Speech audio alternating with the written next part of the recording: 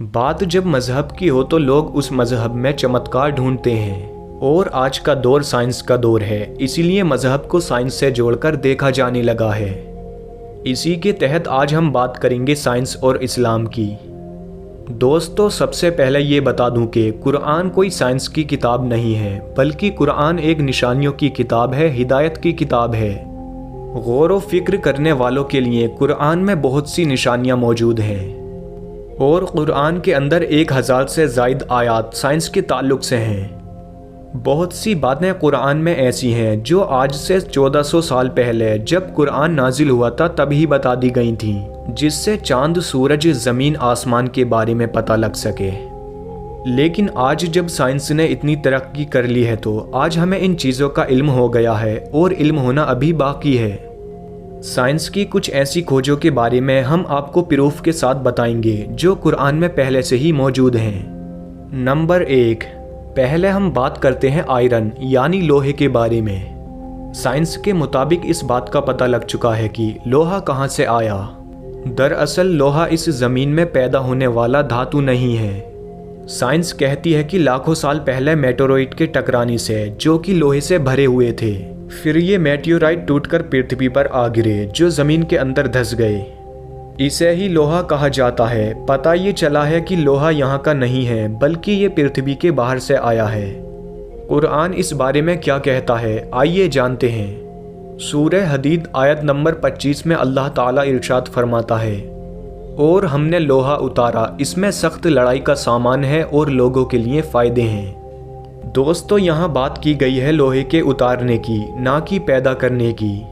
अब सोचने वाली बात यह है कि इसके बारे में कुरान ने 1400 साल पहले ही बता दिया था। नंबर 2, साइंस कहती है कि आसमान ज़मीन के चारों ओर लिपटे हुए कंबल की तरह हैं, जो ज़मीन को जमा देने वाली ठंड से बचाए रखता है। साइंस की तहकीक से आसमान के ऊपर की तरफ का टेम्परेचर -270 डिग्री सेल्सियस होता है, जो ज़मीन को जमा कर ख़त्म कर सकता है, और आसमान सूरज की अल्ट्रावायलेट शुआएं और जमा देने वाली ठंड दोनों से बचाता है। दोस्तों, आप अंदाज़ा लगा सकते हैं कि आसमान हमें किस तरह से महफूज रखे हुए है।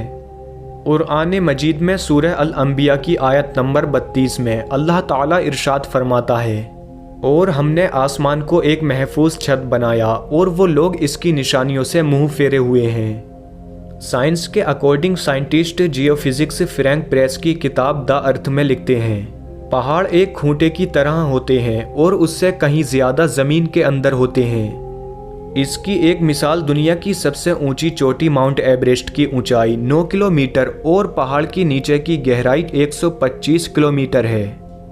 इसका पता 20वीं सदी की शुरुआत में प्लेट टेक्टोनिक की तकनीक के बाद ही मुमकिन हो पाया। चलिए जानते हैं कि कुरान इस बारे में क्या कहता है।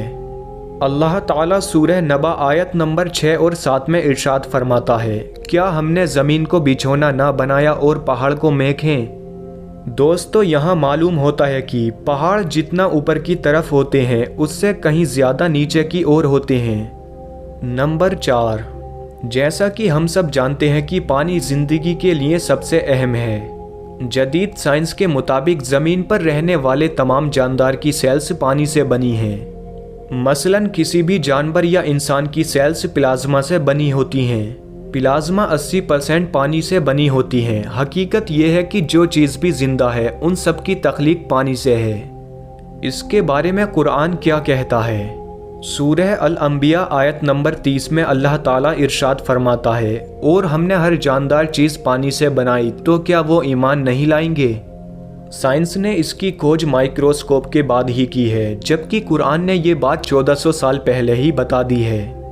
नंबर 5, साल 1512 में साइंटिस्ट निकोलस कोपरनिकस ने अपनी एक सोच लोगों को बताई। उनके मुताबिक सोलर सिस्टम के अंदर सूरज अपनी ऑर्बिट में ठहरा रहता है और बाकी के प्लैनेट उसके इर्द गिर्द चक्कर लगाते हैं। लेकिन आज के दौर के साइंसदानों ने ये बात वाज़ेह कर दी है कि सूरज ठहरा नहीं रहता, बल्कि वो भी मिल्की वे गैलेक्सी के बीच में घूमता रहता है। इसके बारे में कुरान क्या कहता है, आइए जानते हैं। अल्लाह ताला सूरह अल अंबिया आयत नंबर 33 में इरशाद फरमाता है, और वही है जिसने रात और दिन और सूरज और चांद को पैदा किया, सब एक घेरे में तैर रहे हैं। यहाँ दो बातों के द्वारा, पहला कि सूरज ठहरा हुआ है और दूसरा कि सूरज भी गैलेक्सी में घूमता है, इस दावे को गलत समझा जाता। लेकिन आज कुरान की ये बात सही साबित हो रही है कि सब एक घेरे में तैर रहे हैं। नंबर 6, दोस्तों, साइंस की नई खोज के मुताबिक हमारे दिमाग के आगे वाले हिस्से को सोची समझी हरकतों का जिम्मेदार बताया जा रहा है। इस हिस्से को फ्रंटल लोब कहते हैं। आज के दौर की कई रिसर्च से साबित हो चुका है कि दिमाग के आगे वाला हिस्सा ही झूठ बोलने के काम को अंजाम देता है। चलिए देखते हैं कुरान इस बारे में क्या कहता है। सूरह अलक आयत नंबर 15 और 16 में अल्लाह ताला इरशाद फरमाता है, हाँ, यकीनन अगर वो बाज न आया तो ज़रूर हम पेशानी के बाल पकड़कर खींचेंगे, वो पेशानी जो झूठी खताकार है। दोस्तों, ये आयत अबू जहल के लिए उतारी गई क्योंकि अबू जहल बार बार झूठ बोलता था। यहाँ कुरान के अंदर उसकी पेशानी को झूठा और खताकार कहा गया है। साइंस इस बात का पता आज लगा पाई है, जबकि कुरान इस बारे में बहुत पहले ही बता चुका है। नंबर 7, काफ़ी सालों तक हम ये समझते रहे कि दर्द को महसूस करने वाले सेल्स हमारे दिमाग में होते हैं। हालांकि बाद में रिसर्च के मुताबिक पता चला कि दर्द को महसूस करने वाले सेल्स हमारी खाल में होते हैं और इन सेल्स के बिना हम दर्द को महसूस नहीं कर सकते। कुरान के अंदर सूरह निसा आयत नंबर 56 में अल्लाह ताला इरशाद फरमाता है, बेशक वो लोग जिन्होंने हमारी आयतों का इनकार किया, अनकरीब हम इनको आग में दाखिल करेंगे।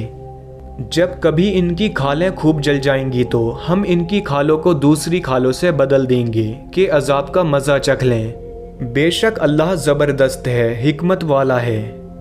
दोस्तों, यहाँ अल्लाह ताला ने जहन्नुमियों की खाल बदलने को इसलिए कहा ताकि उनके दर्द में मज़ीद इजाफा हो।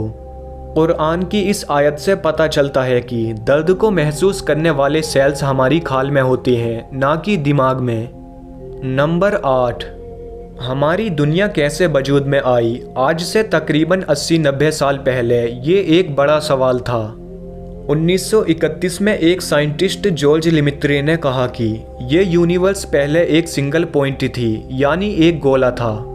फिर एक बड़ा धमाका हुआ जिसकी वजह से ये सारी गैलेक्सी, चांद, सूरज, सितारे, आसमान और ज़मीन सभी कुछ वजूद में आए, जिसे साइंस की ज़बान में कहा गया है द बिग बैंग, यानी एक बड़ा धमाका।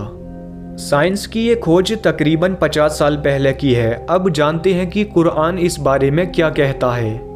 सूरह अल अंबिया आयत नंबर 30 में अल्लाह ताला इरशाद फरमाता है, क्या काफिरों ने ये ख्याल ना किया कि आसमान और ज़मीन मिले हुए थे तो हमने इन्हें खोल दिया।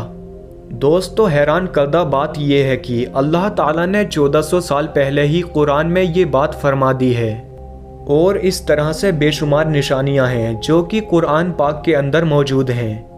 कुरान के अंदर हमारे लिए बहुत हिदायत है, लिहाजा हमें चाहिए कि इन निशानियों पर गौर व फिक्र करें।